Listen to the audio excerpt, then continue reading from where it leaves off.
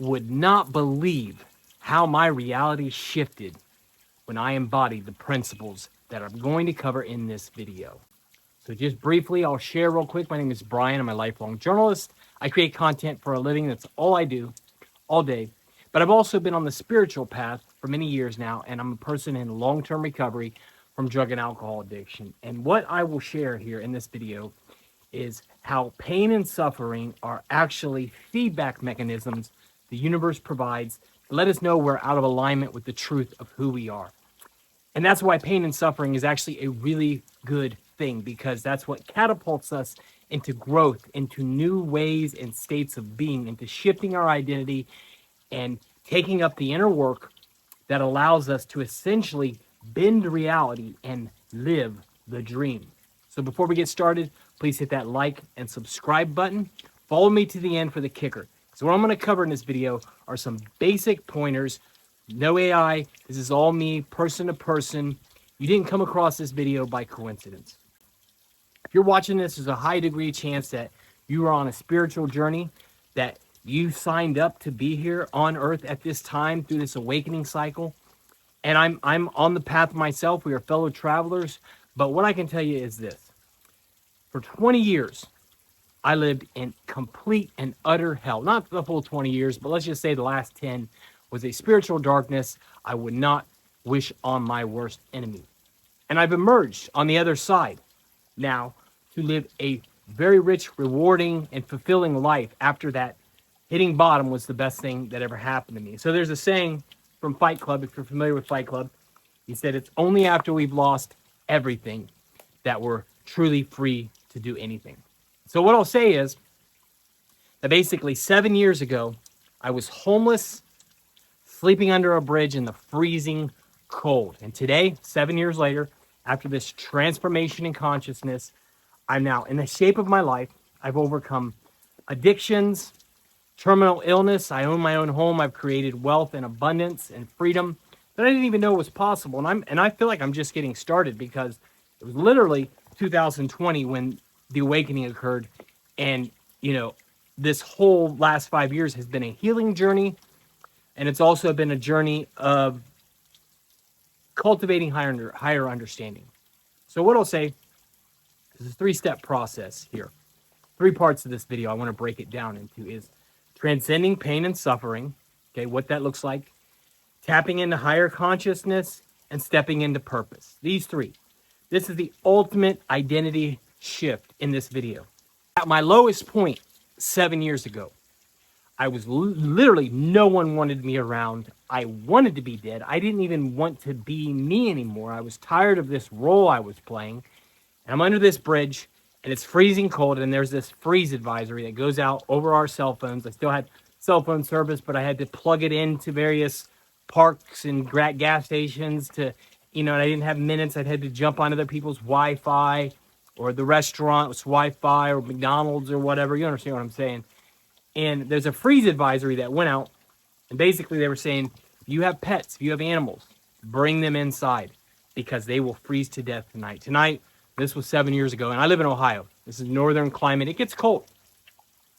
And I just remember this was like a true rock bottom for me, because my own family who lived in this town could not afford to have me around. I was too much of a danger. They would not even let me near them. I was strung out on drugs, a danger to myself, a danger to everyone else around me, you know. And they wanted to shield my daughter, and they wanted to shield the rest of my family from this, and so they did. But during this night of sleeping out in this freezing cold, having no choice but to sleep out in this freezing cold, I had one of the most profound moments I've ever had in my spiritual journey. And it was like I woke up early in the morning and everything was frozen. It was a type of cold you can't even imagine. A freezing cold that penetrates to the bone. And I think this is what began to trigger the spiritual awakening process, because like I should have died. And this was like the 12th time that I should have died, or I died and I came back. But waking up on this blanket of frost in this tent, it was like I felt the presence of the divine. I felt God touch my soul and say, there is no death. You are not going to be allowed to die. You have to go through. have to do the work, take radical responsibility for every aspect of your reality, because reality is just a mirror. Who I'm being, how I'm thinking, acting, feeling, treating others creates my reality. And I had created I had dug in such a depth of being such a rock bottom of a pit. And it was incredible, because it was like God was telling me, your soul has a purpose. You agreed to do work when you came here. You are here to help facilitate this awakening. And if you're watching this, you are here to contribute in some way, shape, or form. And one of the things I dealt with early on in the spiritual journey is like, how am I going to make a difference? What can I possibly do? We are so effed. Like, when you really peel back the layers and see what's going on here in this artificial reality, it is mind-blowing. You're like, we are so screwed. How could I make a difference? And that's one limiting belief that needs to be annihilated, thrown out the window, demolished. That's a matrix program that we need to dismantle, because it doesn't matter. It doesn't, attachment to outcome, for one. Doesn't matter what I think I can and can't do. I have gifts and abilities that I've been sitting on, and I need to use those. I need to share those and not worry about how much views it gets or how many likes it gets or whether it generates a sustainable income. I've already generated sustainable income. I'm already generated abundance. My health isn't, you know what I mean? So I need to address this limiting belief that I'm not going to make a difference, because there's masses of us who are thinking this and not doing what we're supposed to be doing. We're hitting this block where we need to stop consuming and start creating. And so that's where I've shifted, is like, what are the pain points? What are other people on this spiritual awakening journey? What are the pain points they're dealing from, and how can my experience help them? And that's why I'm creating this, putting myself out there.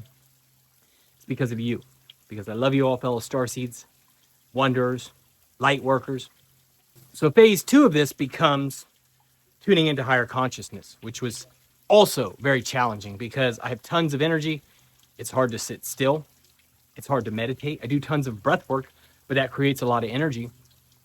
And so tuning into higher consciousness is as a result of quieting the mind and going inward. It is always there.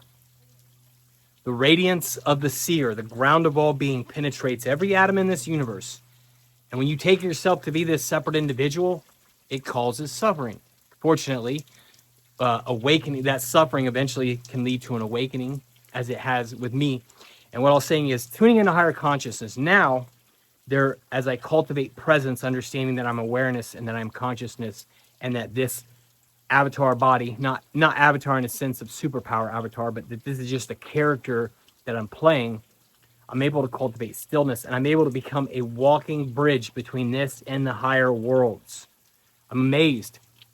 Just try it. Taking up a practice once a day, setting aside some time, start small, 10 minutes, 20 minutes, of turning inward and silencing the mind. And I get everything I need. It comes to me intuitively. And then also but I'm able to create content with a greater sense of inspiration and a higher sense of purpose.